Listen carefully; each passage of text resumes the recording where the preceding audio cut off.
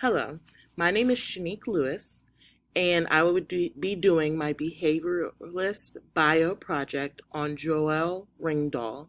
He is a BCBA, which is the Board Certified Analyst, and he holds his PhD. During this presentation, I will be discussing his background, his contributions to ABA, peer-reviewed articles, his work, and mock questions that I would ask him. I hope you enjoy.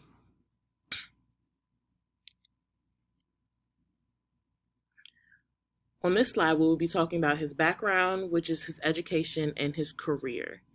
In 1992, Dr. Ringdahl received his BS in psychology from the University of Florida.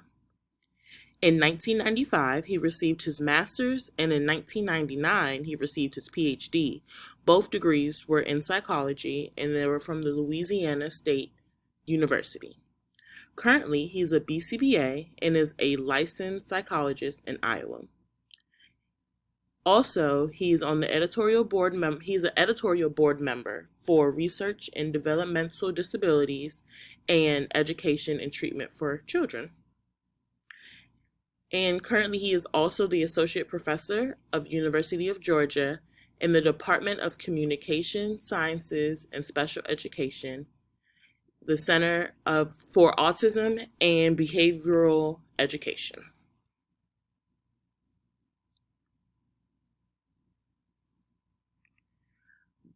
Dr. Ringdahl's contribution to ABA. Dr. Ringdahl's research interests include assessment and treatment of severe behavior problems exhibited by individuals with developmental disabilities, including intellectual disability and autism spectrum disorder. He's published multiple peer-reviewed articles and also has been a researcher on the NIH-funded projects.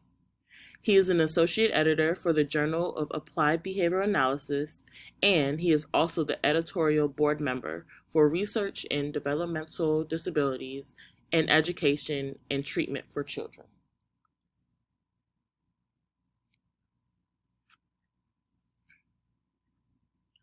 On this slide, we'll be looking at the peer-reviewed articles that I looked at.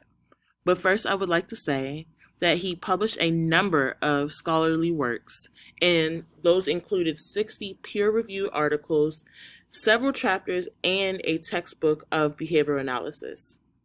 His research received near continuous funding through the NIH since 2000, and he has been published in such journals as the Journal of Applied Behavioral Analysis, the Journal of Developmental and Physical Disabilities, and the American Journal of Genetics. So a couple articles that I looked at. So the first one is differential reinforcement with and without instructional fading. An evaluation of generalizing of mands during functional communication training. A demonstration of individuals' preference for novel mands during functional communication training.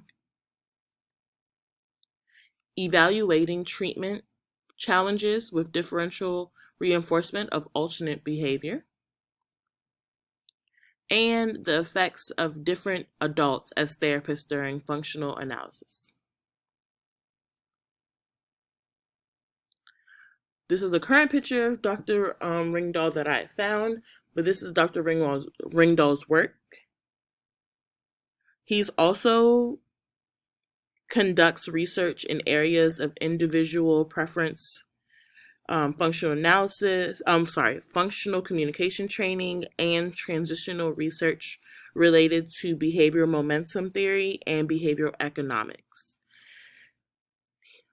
As I said before, he's the editor of behavioral analysis, research, and practice. His main focus is assessment and the look at treatments of severe problem behaviors.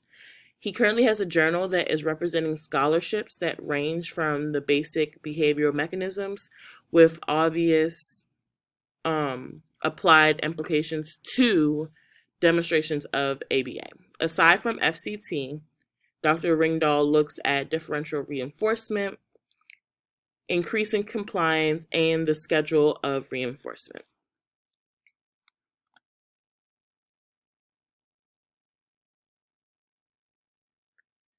I have 6 questions here that I would ask him if I had a chance to be able to interview him on his views of FCT and then problem behaviors and just him in general.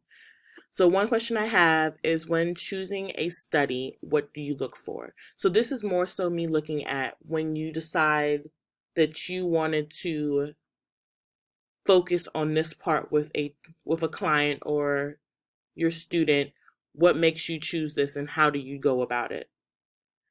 The next one is, why did you want to become a BCBA? What opened your eyes to this career choice? I know personally for me, I have my undergrad in social work, so I got a job in ABA, and that's what moved me forward to wanting to push this career. So just sort of pick his brain on what made him decide to become a BCBA and get his degrees in psychology. The next I have, do you feel that that functional communication training is beneficial for all individuals with a disability? Then I have, as a board analyst doing research, is it possible that replicating a study on a client and it doesn't work, do you furthermore harm the good behavior? Like, do you harm, are you doing more harm than good behavior wise? So if you realize that you are doing a study with a child that you're replicating with another child and it's not working, could that harm that child? Or is there a way that you are bringing other behaviors or other routines in that child's life? Is that doing more harm than good? And is there an easy way to reverse it? My next question is, when doing FCT, you must cut on those behaviors in order to work on the correct form of communication. Is it possible that doing FCT too much with a client can make it aversive for them and they automatically engage in problem behaviors when they see you? If so, what do you do to be able to reduce those problem behaviors? And lastly, I have, is it a proper age to start FCT? The reason why I asked that last question is I have a student and he's been in the school that I work at for 10 years now, and they are now doing FCT with him, and his behaviors are super extreme. So I'm wondering, should they have started earlier so they can shape that behavior when he was younger, so as he gets older, it's easier to work with him, or there's no age preference?